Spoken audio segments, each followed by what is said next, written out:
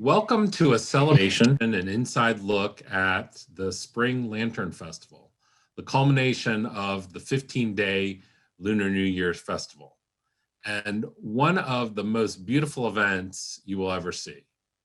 This event is co-hosted by the Chinese American Museum, DC, and the Hong Kong Economic and Trade Office. Special thank you to Hong Kong HKETO and our friends at our sister organization, the Chinese American Museum, Chicago, for their support. This could be one of the oldest traditions on the planet. It's been around for over 2,000 years. And today, the Lantern Festival reaches around the globe. But one place they do this festival on a grand scale is Hong Kong. We are pleased to have here today Eddie Mack, Hong Kong Commissioner to the United States. Mr. Mack, 新年快乐. 恭喜發財. Hello, I'm Eddie Mack, Hong Kong Commissioner to the United States. Well, this isn't the Chinese New Year celebration we envisioned due to the pandemic. We are making the most of it with our friends at the Chinese American Museum, DC. I would like to thank David Yao, Penny Yao, and David Uy of the museum for the opportunity to bring a bit of the festive occasions to you all with our joint online event, Celebrate the Magic of Chinese New Year Lanterns Festival. The Chinese American Museum, DC, with its mission of spotlighting the Chinese American experience, is a well-suited partner to exhibit the clangor, colors, and joviality of the season. The Lantern Festival is traditionally a time when families gather to bask in the full moon, solve lantern riddles, and savor popular dessert, tong yun. These round-shaped, sweet, glutinous rice balls, often with a sesame or peanut filling nowadays, symbolize completeness and togetherness. As we celebrate the Lantern Festival together, I wish you good health and happiness in the year ahead. Thank you. Thank you, Commissioner Mack. Next, we're going to go to Hong Kong to hear about the symbolism of the festival from Mr. Mo-Chuk Kai and see the art of paper crafting and lantern building by Master Hui Ka-hung.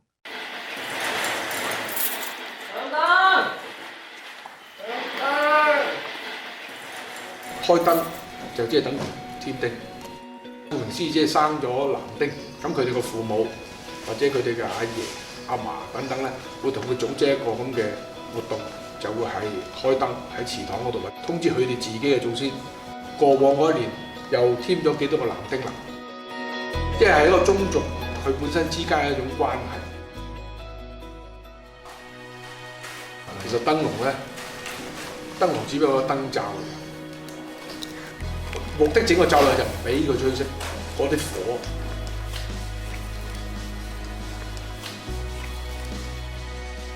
依度前邊啦，同埋後邊嗰度咧有幾盞大嘅，我哋叫做行內，我哋叫做八角燈。就呢啲大燈咧，通常一般擺喺大嘅祠堂啦、神廳嗰度，就係俾大眾一齊去點燈嘅。主家翻到屋企，生咗 BB 個屋企人。 佢自己都屋企會拜祖先㗎嘛，擲一盞呢啲燈，中好嘅三元燈。開燈嘅時候做儀式嘅時候咧，就會將個燈盞即係打孖嘅兩個咁穿到銅錢，咁攞埋兩條燈草，斟到油啦，咁擺落跟住就點火，咁叫開燈，咁跟住隨隨升高，咁做咗一個開燈儀式。呢啲花紋咧就係裝飾㗎啦，即係唔同嘅花咧，牡丹啊、寓意啲咁嘅位置有加官進爵啦、接寶蓮、丁財貴壽啊咁寓意即係話嗰個添丁。 開燈嘅時候咧，個 BB 仔咧希望佢有啲咁嘅成就，或者希望將來有啲咁嘅寄望喺佢身上。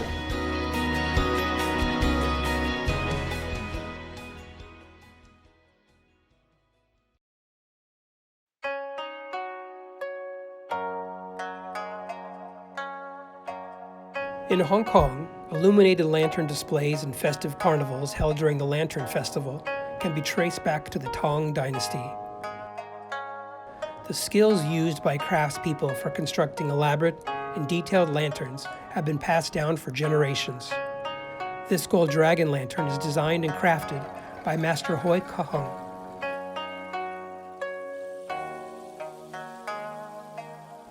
A variety of components are used in traditional papercraft, such as bamboo strips, iron wires, tissue paper, fabric, colored paper, glue, and an assortment of pigments.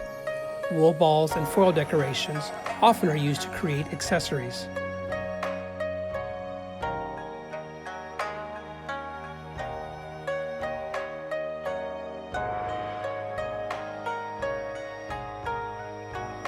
The crisscrossed and connected bamboo strips are fastened with tissue paper and set into place with a paste.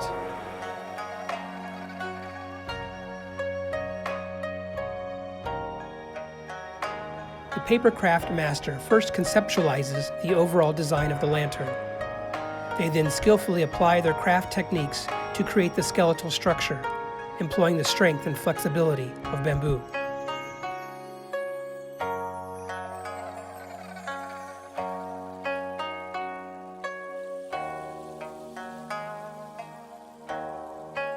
Tissue paper, fabric, or colored paper is placed over the skeletal structure. Pictures or inscriptions are added to the structure before the rest of the decorations.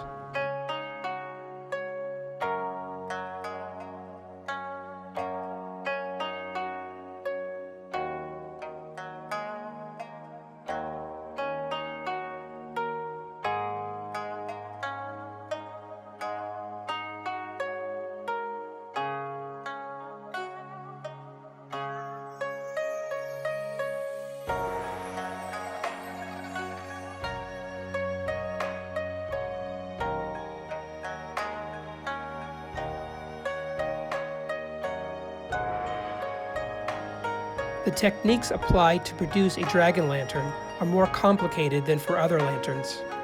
The craftsperson has to take into consideration various viewing angles to create aesthetically proportionate parts of a full dragon, from the nose and eyes to the spine and tail.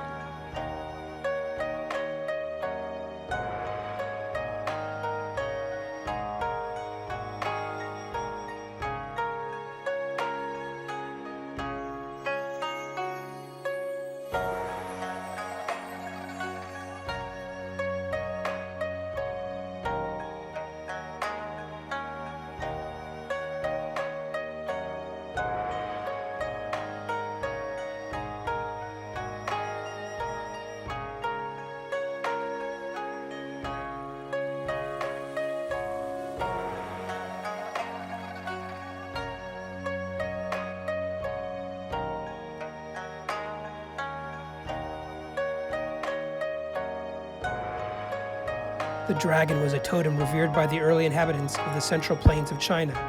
It was regarded as both a symbol of imperial power and an auspicious animal.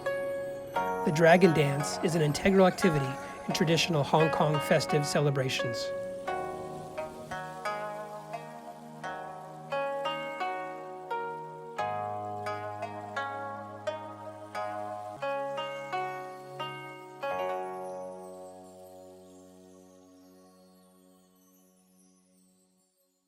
Hey, it's not possible for us to celebrate in person or to travel to far-off destinations. So let's go to the streets of Hong Kong and immerse ourselves in the ultimate venue for Chinese New Year and the Lantern Festival. The Lantern Festival, also known as the Spring Lantern Festival, is an important festival of China, with the Lantern Carnival one of the most celebrated events of the year. Lunar New Year lantern carnivals and activities take place throughout Hong Kong. The carnivals feature spectacular illuminated lantern displays, as well as various kinds of performances and lantern riddles. In 2019, Hong Kong's Leisure and Cultural Services Department presented a Lunar New Year thematic lantern display at the Hong Kong Cultural Center Piazza. In the background stands the Old Clock Tower. Erected in 1915, the red brick and granite tower was part of the once bustling Kowloon Canton railway terminus. Preserved as a declared monument, the tower is a reminder of the age of steam, as well as a memorable landmark for the millions of Chinese immigrants who passed through the terminus to begin new lives in Hong Kong and beyond. Colorful palace lanterns with convex and concave shapes and a revolving lantern crafted by a local master create a jubilant atmosphere on the piazza.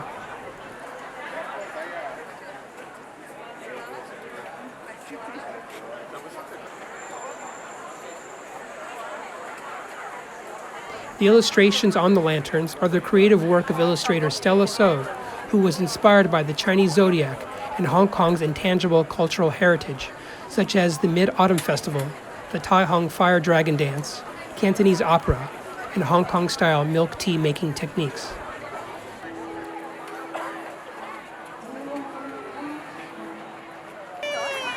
Illuminated peacock lanterns, elegant vases, and colorful peonies are on display to wish the public abundance and success in the new year.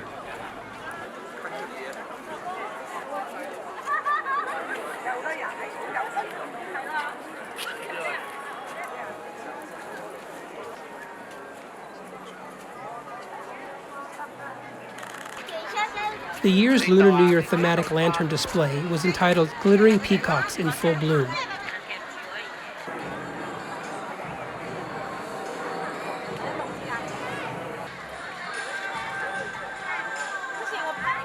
The towering peacock lantern, over 5 meters tall and 15 meters long, is the centerpiece. The peacock is a symbol of good fortune in Chinese culture to celebrate the advent of the Lunar New Year. This evening, we are pleased to be joined by our panel of esteemed friends and colleagues, Ted Gong of the 1882 Foundation, Net Cheng of OCADC, Ben Law of the Chinese American Museum in Chicago, Michelle Ng and David Yao. And Ted, I think you're going to start us off with some brief history of the Lantern Festival. Yeah, you're giving me too much credit, David. And I think when we were talking about it, we were talking about the Lantern Festival and what we knew about the Lantern Festival. And I immediately thought, well, you know, Lantern Festival is Mid-Autumn Moon Festival.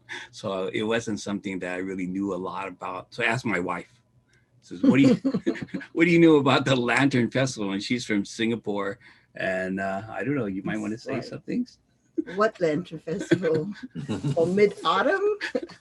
So anyway, I thought, you know, David and you know, we were talking with, let's just go around the table and see what people know, what they can say. The only thing I remember about this particular Lantern Festival, the spring one, is that when I was studying in Taiwan, there would have lanterns at the various city temples, and then they'll have riddles. It would just be all these riddles. And I was studying Chinese. I didn't understand what was going on, but people had a lot of fun. I thought, I don't know what your people's thoughts of the Lantern Festival, this Lantern Festival. No, Ted, I absolutely agree, because growing up, we didn't really celebrate the Yunxiu per se, but I think we just had the little tongyuan, the sweet soup dumpling thing with the black sesame seed inside. But likewise, we at home in Hong Kong celebrated, had the lanterns during the Harvest Moon Festival, because I remember as a very young child, when I was about 3 or something like that, we used to go up to the rooftop and had little lanterns lit for us, and then we'd run around.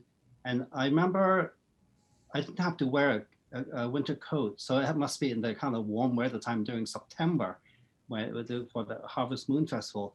But you know what? My very limited experience was quite traumatic with lanterns. So, when I was 3 or 4, I remember on the rooftop, I guess someone lit the little candle for me. I seem to remember it was a little bunny, kind of like a little rabbit thing. And I was walking around, not being very tall. I kind of like bumped the lantern on the ground. And next thing I know, it burst into flames. And that was the extent of my playing with lanterns. I mean, frankly, after all these decades, it's still very traumatic to me. Let me ask you, growing up in Hong Kong, to what extent did you celebrate the different nuances, the days of Chinese New Year? You know, all 15 days. Did you stick to the plan laid out, or was it generally a celebration up front? As a young child, we did, obviously the most important thing was to clean house and have the family reunion dinner, the evening before the New Year's Day, which to I guess Chinese was the most important. And I remember decorating the house, apartment,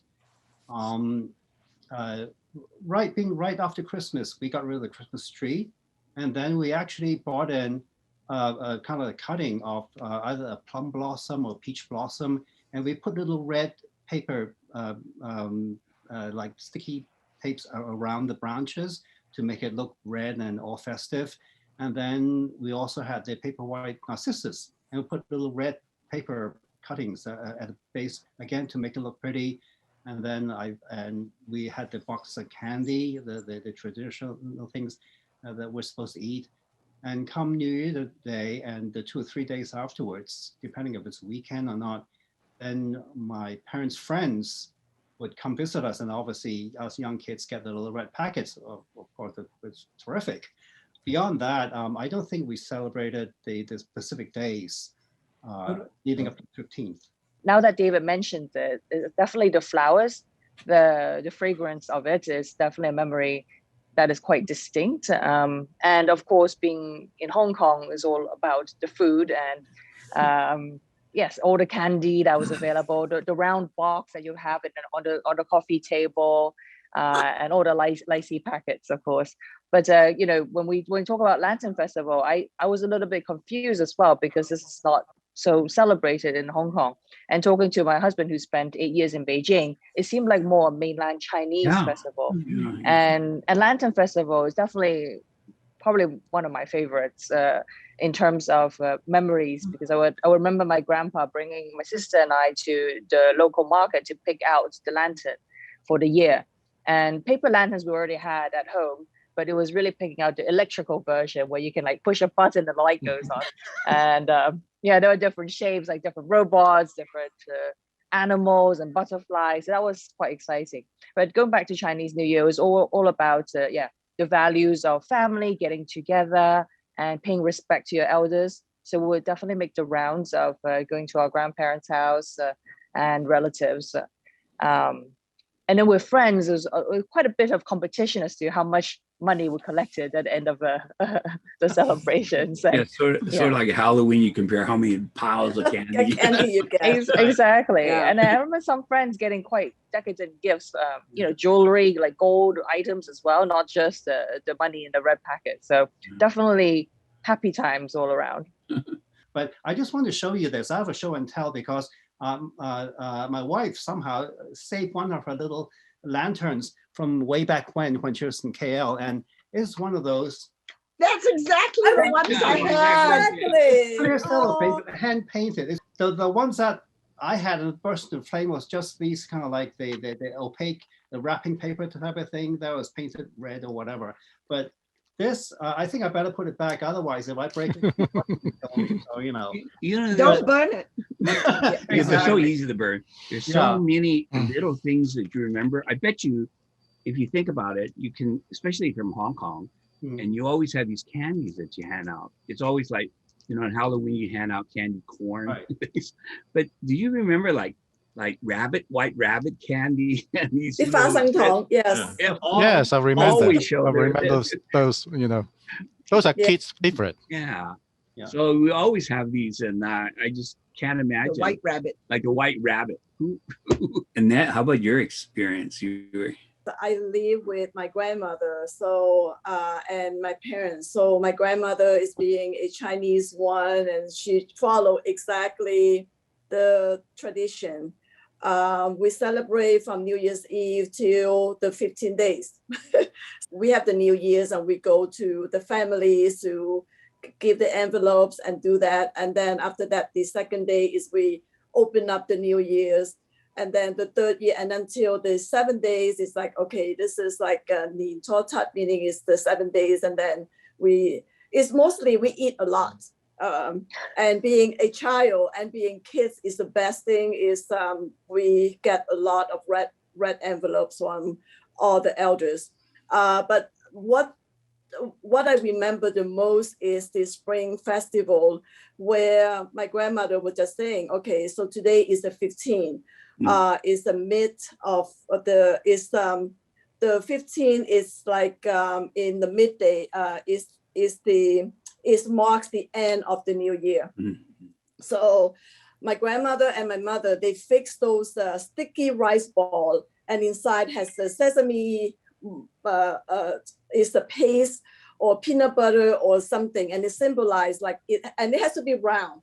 It symbolizes is like the round moon, and so happened I was also born on the Mid-Autumn Festival. My Chinese New Year is August the 14th. So so this is why my grandmother say, oh, so you have to remember the 15th of January of February, and also in 2018 I went back to Vietnam, and I went to North Vietnam just to travel, and they have the lantern all over ready to celebrate for the Spring Festival. And the memory just came back, because I mean that has been so long ago. And then I just say, what is all that? And they explained to me it's a Spring Festival.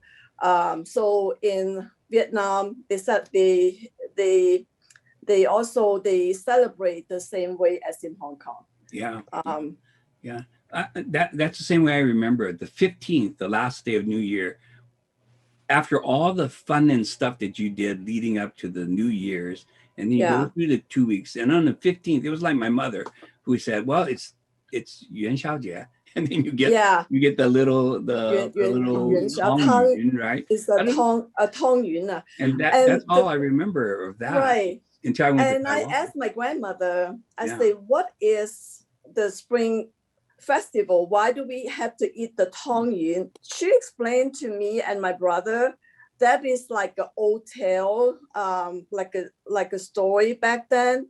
That was in the Han Dynasty. One maid called Yuan Xiao. So she worked as a maid, and then she misses her family, and she asked the permission to go see her parents, and they say, no, you cannot, you have to stay. I mean, I don't know if it's just a tale or this is true, but then she end up that they say to her, they say, well, if you're gonna make the Tong Yuan, then we're gonna let you see your parents, meaning that the parents, everybody had to go to the temple. And then so she got to meet up with her parents. And then since then, they name Yuan Xiao is her name as